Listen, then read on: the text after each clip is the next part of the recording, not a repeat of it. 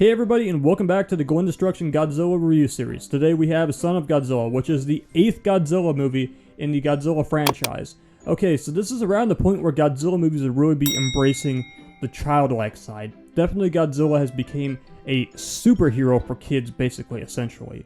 I do have a little story to tell about this movie, so before I go any further about the actual movie and talk about the kaiju and everything with this movie, let's get into my story.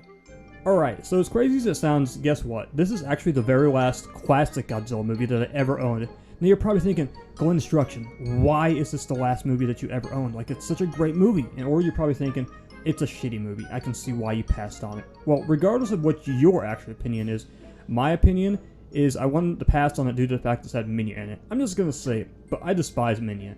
He's actually one of my least favorite Godzilla monsters, and this is due to the fact that when I was a kid, the first ever movie that I saw him in was Godzilla's Revenge, and that just rubbed me the wrong way as that movie. And I'll talk about that movie more later once I actually get to that movie, but knowing he was in this movie caused this movie to suffer, and I just wanted nothing to do with it, basically. It wasn't until later on my boss said to me, "Hey David, we got this movie for $2.99 and we just bought it back." And I was like, I'll go ahead and give it a go. But it wasn't a movie that was like on my #1 list to watch. In fact, it sat in my collection for about an entire year, just shrink wrapped, and then eventually I opened it up and I gave it a go. And now I've maybe seen this movie a total of 3 times. I'm not even kidding you. 3 times is probably all I've ever seen this movie. And I gotta say, the reviews on this movie that I'm gonna give you might shock you. I really distinctively remember watching this movie for the first time ever. I remember it was summer of 2017. I was fresh off the heels of G-Fest, mingling with all the fans, seeing all the merchandise and the cool art there. So I was watching a Godzilla movie once a day, and I came upon this movie, and the time was now. So I popped in Son of Godzilla, and I was not ready for how good this movie was going to be. I knew it was going to be cheesy. I knew it was going to be hokey. I mean, that's probably the best way to describe this movie. It's very cartoony, but it's very charming, and it's very lovable at certain points. And overall, it's one of those movies I kind of thought, wow, I can't believe I slept in this movie that long. Here I am, maybe 23 or 24 years old at the time, and I'm sitting there with a bowl of cereal in my lap for breakfast, watching Son of Godzilla, like I'm maybe like 6 or 7 years old all over again. I gotta say, that's a fun memory.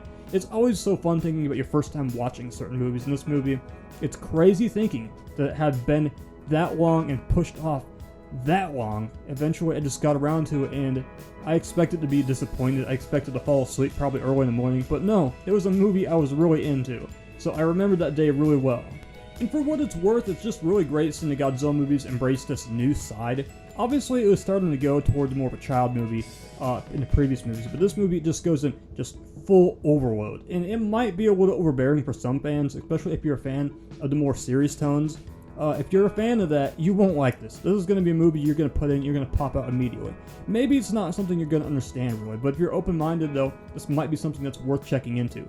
But I can't believe, for me, somebody that's into the more serious toned Godzilla movies, especially like the Heisei era, I can't believe this movie passed. It really shouldn't have. It really should not be likable, but it is.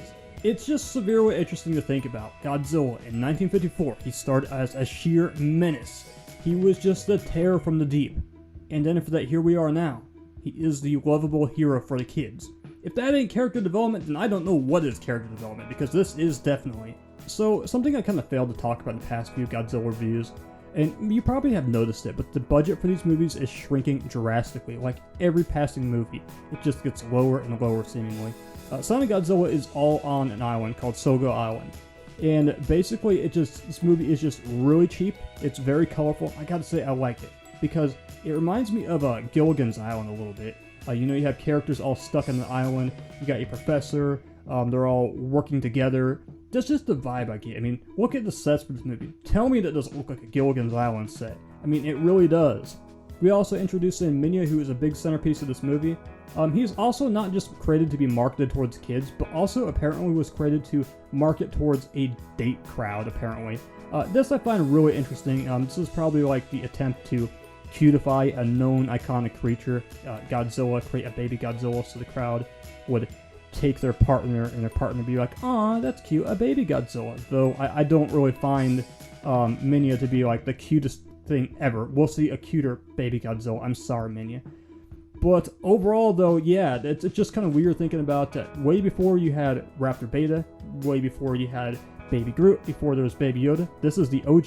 So, next time I have a Tinder date, I'm gonna make sure to hit him with the whole, you, me, son of Godzilla, my place. So before I get into the other kaiju that's in this movie, we gotta talk about how lazy the dubbing is in the English version of this movie. Like, it is probably the most lazy dubbing of all time. Like, they literally just call Kumonga and Kamacuras just Gigantus and Spiger. Like, that's it. That's the best they could come up with. They don't even call them by their trademark name once in this movie. Like, it's bizarre. It really is. And this is obviously a trend that was going on before this, because I don't even remember in Ebra Horror in the Deep, I don't think they even called Ebra by his name once in the movie. So that kind of continues in this movie. We just come up with these lazy names. If you're a fan, you know what their name is. It's just really humorous rewatching the English dubbing of this movie and just seeing that they're referred to as Gigantus or Spiger. Like, it's just absolutely just something that kills me every time. So it just follows the trend of taking a known creature, you know, from our world and just supersizing him. Say, like, you know, you have Ebra as a giant lobster. Now we have a giant spider. We have giant praying mantis. I gotta say that even though this might be a tad bit lazy, it is still very lovable for what it's worth. I just can't get over watching Godzilla just slam, body slam, do whatever he wants to, and just roast a giant praying mantis. For whatever reason, it is very pleasing to me as a viewer, and I constantly just get enjoyment out of watching it.